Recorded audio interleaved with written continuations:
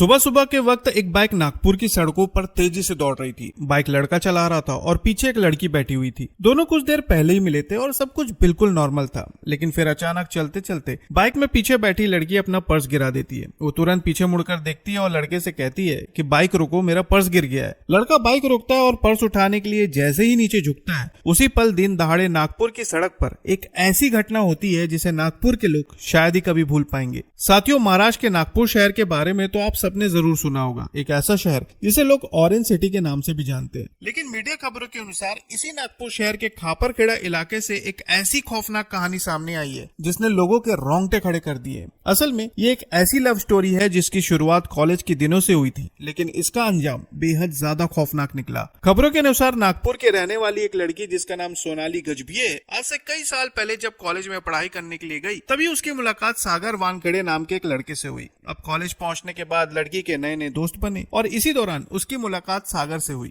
शुरुआती मुलाकात बातचीत से शुरू हुई थी, लेकिन फिर बातों का सिलसिला बढ़ता गया और फिर वक्त के साथ उनकी दोस्ती गहरी होती चली गई। अब कॉलेज के दिनों में दोनों अक्सर एक दूसरे से मिलते, साथ वक्त बिताते और घंटों बातें करते, लेकिन कब ये दोस्ती प्यार में बदल जाएगी शायद इन दोनों को भी नहीं पता था। लेकिन इतना जरूर था कि दोनों एक दूसरे के बेहद करीब आ चुके थे और उनकी ये प्रेम कहानी काफी लंबे समय तक चलती रही। लेकिन कहते हैं ना कि वक्त किसी के लिए नहीं रुकता और वक्त के साथ परिस्थितियां भी बदलती हैं। इसी तरह कॉलेज खत्म हुआ और दोनों की जिंदगी अपने अपने रास्तों पर निकल गई। कुछ समय बाद सोनाली की शादी राजू गजभिये नाम के एक व्यक्ति से हुई और शादी के बाद सोनाली अपने पति के साथ एक अच्छी शादीशुदा जिंदगी बिताने लगी। जैसे जैसे वक्त बीता, सोनाली के 2 बच्चे भी हुए, लेकिन कॉलेज के दिनों में सोनाली की जो प्रेम कहानी शुरू हुई थी वो कभी खत्म ही नहीं हुई। खबरों के मुताबिक कहा जा रहा है कि सागर और सोनाली के बीच संपर्क पूरी तरह से कभी खत्म नहीं हुआ था। शादी के बाद भी सोनाली सागर से बात करती थी, कभी फोन पर तो कभी सोशल मीडिया पर। लेकिन फिर इसी बीच सागर की नौकरी पुणे में लग जाती है और वो नागपुर छोड़कर पुणे चला जाता है।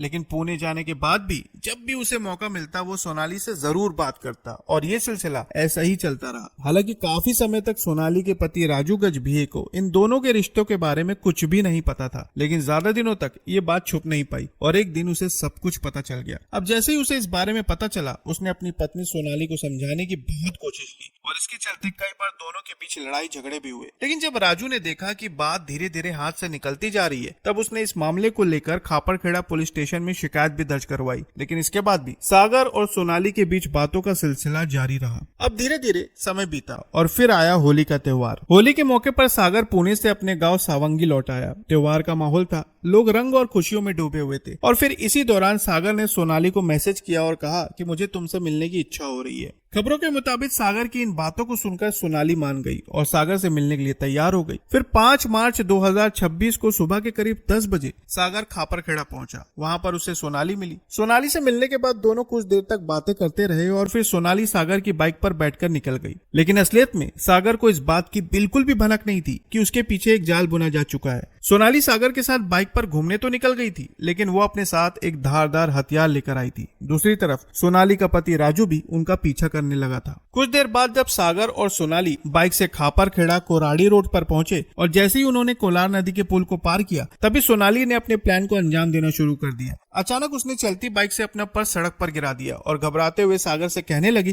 कि बाइक रोको, मेरा पर्स गिर गया है। सागर ने बाइक रोक दी और पर्स उठाने के लिए जैसे ही वो नीचे झुका, उसी पल सोनाली पीछे से आई और उसने तुरंत धारदार हथियार से सागर पर हमला करना शुरू कर दिया। हमला इतना अचानक हुआ कि सागर को संभलने तक का मौका नहीं मिला। लेकिन इससे पहले कि वो कुछ सोच पाता समझ पाता, पीछे से राजू गजभिये भी वहां पर आ पहुंचा और इसके बाद दिन दहाड़े बीच रास्ते में राजू और उसकी पत्नी सोनाली ने मिलकर सागर पर इस तरह से हमला किया कि सागर की सांसें हमेशा के लिए थम गई। दूसरी तरफ सड़क पर गुजरने वाले राहगीरों ने जब ये नजारा देखा तो उनकी भी रूह कांप गई। लेकिन इस घटना को अंजाम देने के बाद आरोपी वहां बिल्कुल भी नहीं रुके। दोनों बाइक पर बैठे और अपने घर की तरफ लौटने लगे। लेकिन इसी बीच किसी ने पुलिस को इसकी सूचना दे दी और जैसे ही पुलिस को इस खौफनाक घटना के बारे में पता चला, उन्होंने दंपत्ति की तलाश शुरू कर दी। लेकिन दूसरी तरफ जिस पति पत्नी ने इस खौफनाक घटना को अंजाम दिया था, उनका यह कहना था कि वो दोनों पुलिस स्टेशन जाकर सरेंडर करने की तैयारी में थे। लेकिन इससे पहले कि वो पुलिस स्टेशन पहुंचते, पुलिस ने रास्ते में ही इन दोनों को हिरासत में ले लिया। मीडिया खबरों के मुताबिक हिरासत में लेने के बाद जब इनसे पूछताछ हुई तो इन दोनों ने अपना जुर्म कबूल कर लिया है।